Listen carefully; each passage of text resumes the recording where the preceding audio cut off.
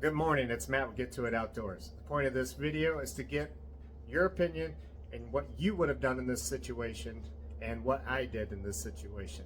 I'm going to show you a video here in a little bit about this humongous buck that was just right there the other morning. Real quick, the story on it is my wife's car usually parks right here. She's opened the garage door up, she started the her car, it's running. We're inside getting ready to go to work, and she leaves, comes to only come back in a few seconds later saying, "Matt, you got to come outside, there's a buck out there." And so I got my camera, I go out right away. I got my phone camera. I go out and I see this massive buck, and if he was anything shy of 14 points, it would surprise me. He looks like he belongs in a fenced-in area that you would pay to hunt. This buck was just amazing, and I'm filming him.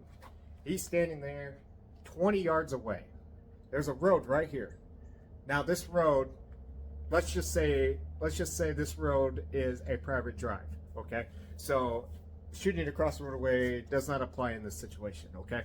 The woods right here is not my property, but he's standing on the state easement just on the other side of this for the electrical. So technically he's not on private property, he's more in state or county property or whatever you want to call it, right?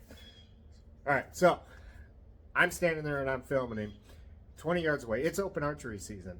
My bow is literally 5 foot from me. I could reach over, take it out of the case, and shoot this buck. It's impressive. So, and I'll show you in the video, but this is what I ended up deciding, because that thought did get in my mind. What I decided was, you would have to mount that buck. You would have to.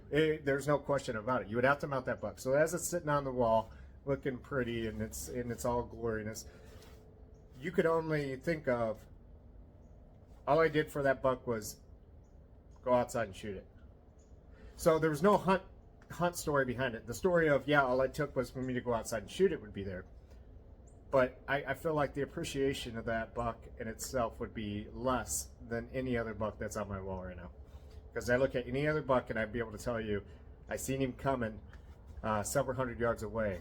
My heart was going like this. It was up in my throat. I was shaking. It was crazy. He almost got to my scent cone, and right before he did, I shot him. That type of thing, right? No, this was, I walked outside, I seen him there, I shot him. And he would have ran into the woods. I mean, he probably would have. He definitely wouldn't run my way. So saying that, and I don't even know if I'd be able to, the landowner would allow me to go over there and get him. So that also entered my mind. So, without further ado, I'm going to show you the video. Tell me, I want to know, because I'm getting mixed reviews, and it's worth the debate at this point. What would you have done? Would you have shot him? And be honest, that's, you know, I've been told by many people that I'm an idiot that I didn't shoot him. Let's see what you think.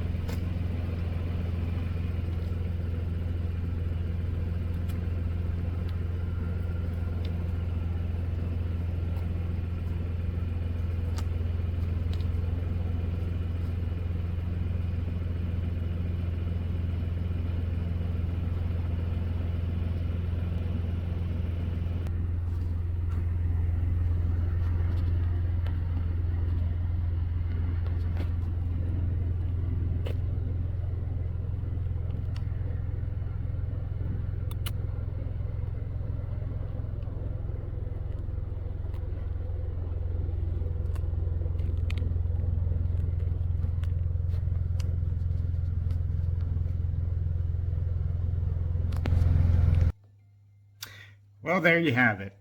You know, like, you got to see the video. Sorry it was shaky and sorry not clear. Early morning, you seen how dark it was when I was first walking out. So my camera phone was kind of struggling to get a good picture.